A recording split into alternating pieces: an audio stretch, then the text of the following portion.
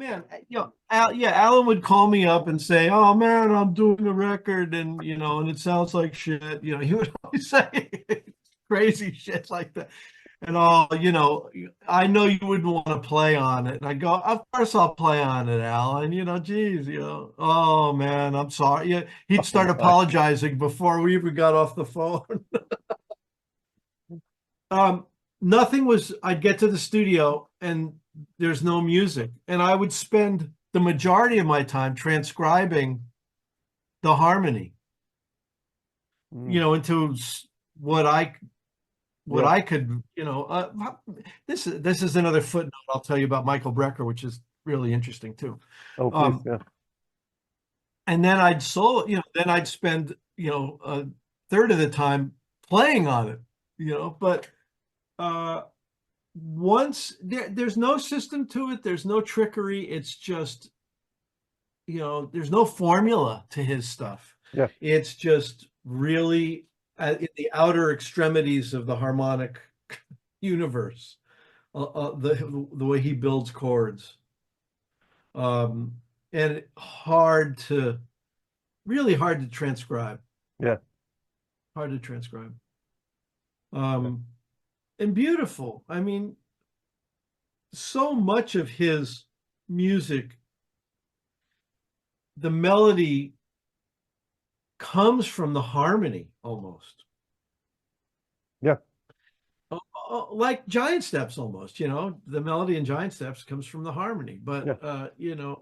I think a lot of Alan's music is that, the melody is just in the chords. And, of course, there's some that don't, weren't constructed that way. But I think that's what makes for me, that's what made it hard to do Yeah. the transcription, because,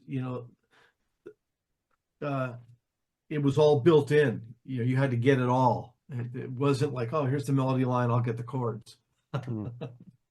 Interesting. Yeah. And because, those things were never played on piano before.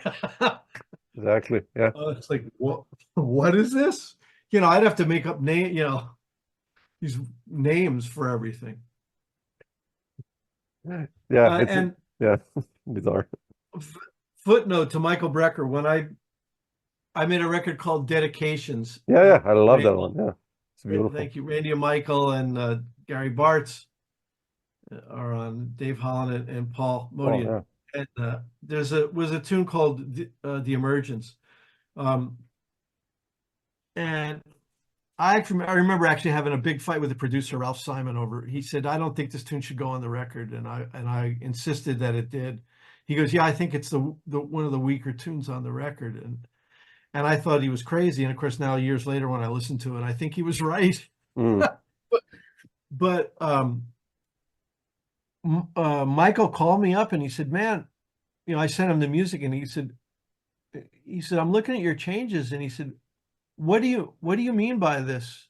He would isolate a chord. He goes, what are you going to play over that chord? And I was like, "Oh, well, I would play this." And he's like, "Oh, okay." And then he'd write down what worked in his system. It's so cool. Interesting. And all of a sudden I realized, man, it's, because piano players tend to be piano centric. And I've always been quoted by saying one piano is one too many.